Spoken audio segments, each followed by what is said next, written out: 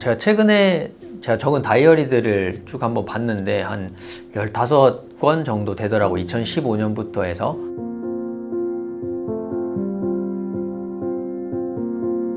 처음에는 저도 적을 때 그냥 할 일 목록만 적고 시간 관리를 나름 한다고 처음에 시작을 했었습니다. 근데 일단은 적는 습관을 먼저 들이는 걸 시작을 했었고요. 그렇게 시간 관리를 하는데 처음엔 관리가 잘 안 됐었어요. 그러다가 데일리 리포트를 알게 되었고 매 시간마다 내가 뭘 했는지를 적고 그것들을 피드백을 하고 개선해 나가는 그 방법이 너무 좋다고 생각을 해서 매일매일 데일리 리포트를 적어보기 시작했습니다. 이때가 아마 제가 제일 힘들었을 때, 나이가 30, 40대에 창업을 시작한 사람들도 사업을 하다 망하고 힘들어한다. 기술력을 보유하고 특허를 많이 낸다고 무조건 성공하는 것도 아니고 우선은 버티고 또 버티다 보면 반드시 기회는 올 거라고 생각한다. 욕 안 쓰고 부드러운 말만 쓰자. 미워하는 마음을 갖지 말자. 적을 만들지 마라. 인생의 적은 나에게만 손해다. 팀원들에게 항상 감사하는 마음 가지고 살기. 나는 할 수 있다. 긍정적으로 생각하고 최선을 다하자. 저는 매번 이제 다이어리를 시작할 때, 적기 시작할 때 제일 앞장에 이제 목표들을 보통 많이들 적으시잖아요. 저도 똑같이 이제 목표들을 적어 놓습니다. 근데 이게 시간이 지나고 나서 다시 그 다이어리를 펴봤을 때 그 목표들이 달성이 되어 있는 경우들이 굉장히 많더라고요.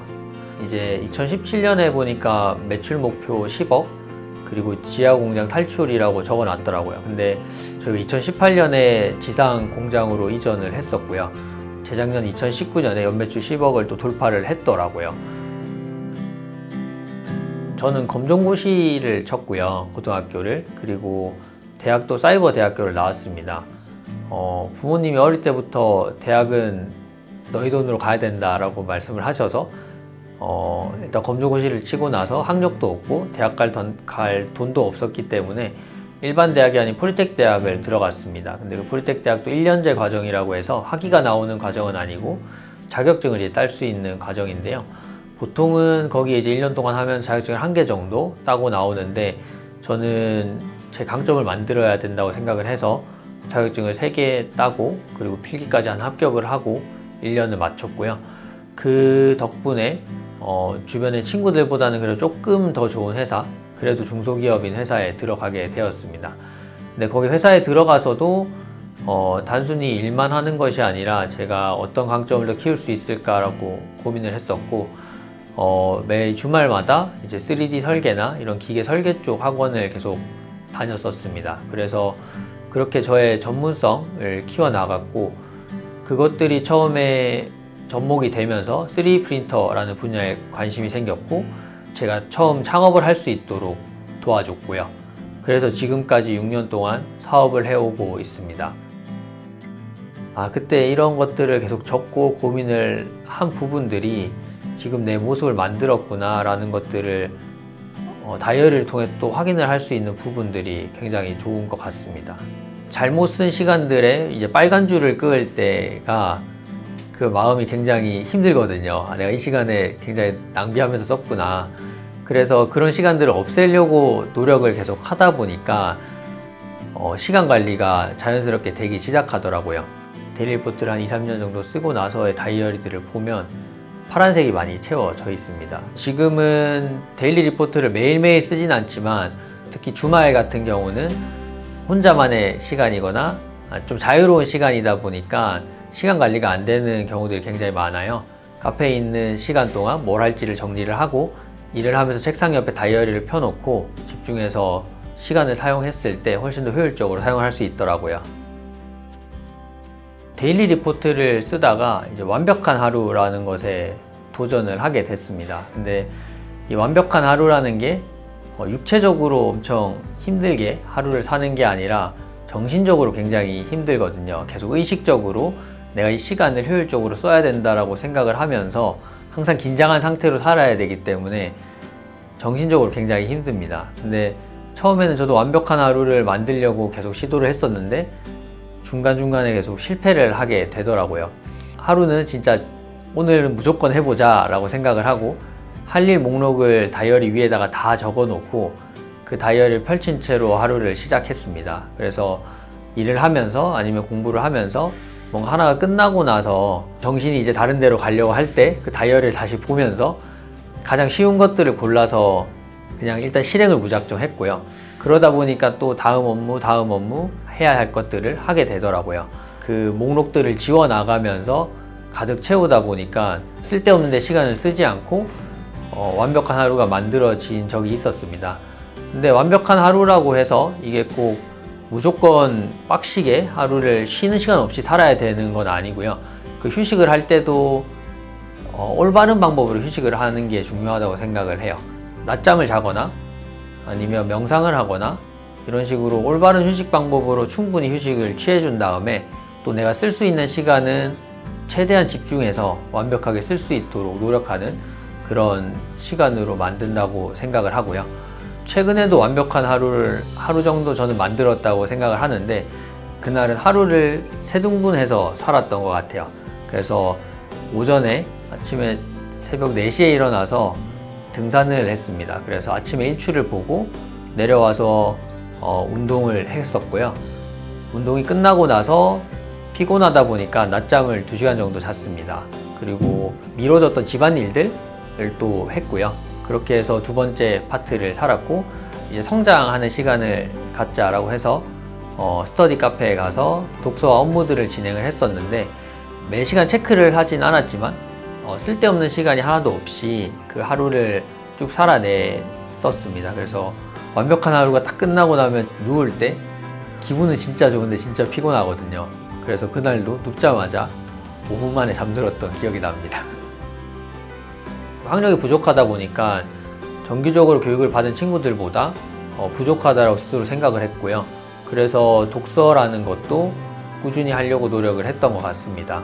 지나고 보니까 학교에서 배우는 것들보다 이 책을 통해서 배우는 것들이 더 많더라고요.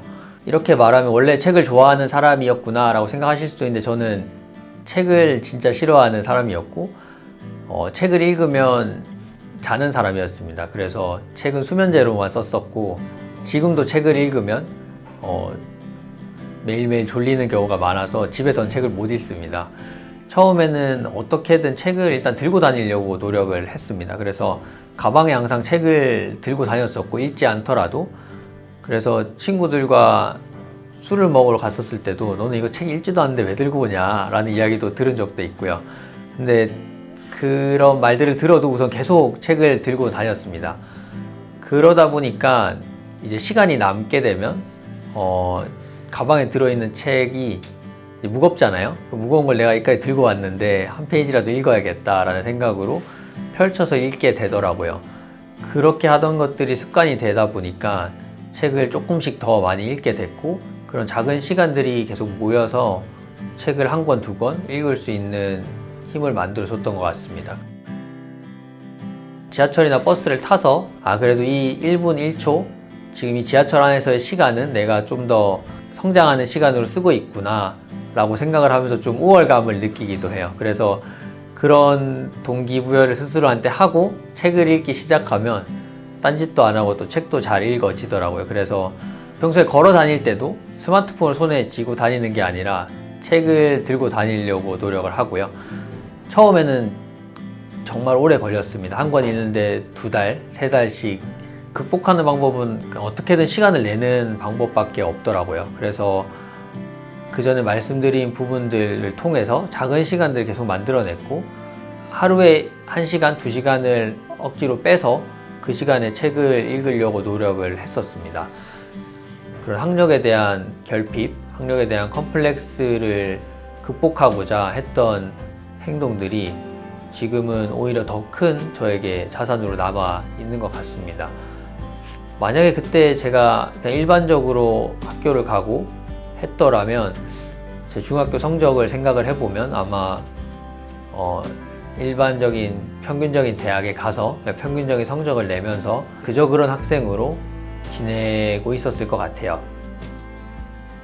저는 이제 올해 30이 되었는데요. 보통 이제 30이 되면 어떠냐고 질문을 많이 받습니다. 근데 저는 지금 제 현재가 굉장히 만족스럽고 그래서 솔직히 과거로 돌아가고 싶다는 생각은 지금은 없습니다. 제가 아직 엄청나게 성공한 기업가는 아니지만 현재 제가 원하는 삶을 살고 있고 또 함께 행복하게 일하는 분들도 제 주변에 있고요.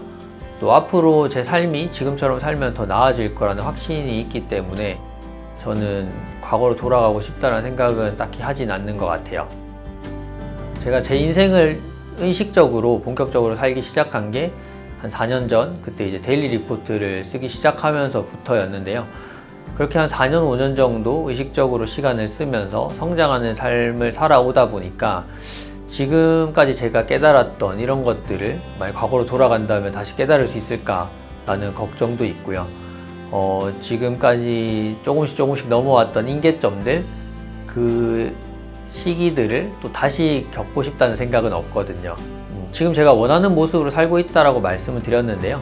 그 원하는 모습으로 산다는 게 제가 100% 만족하면서 지금 삶을 살고 있다라는 말은 아닌 것 같아요. 지금도 매일매일 스스로에게 부족함을 많이 느끼고 있습니다. 그 부족함들을 계속 돌파해 나가면서 그런 과정들이 앞으로 남아있는 부분들이 오히려 제가 살아가는 원동력이 아닐까라고 생각합니다.